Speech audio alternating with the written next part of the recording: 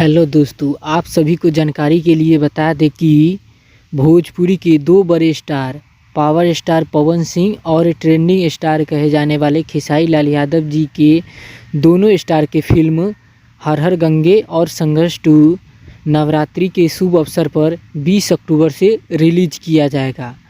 ऐसा बताया जा रहा है कि भोजपुरी में सबसे बड़ा फिल्म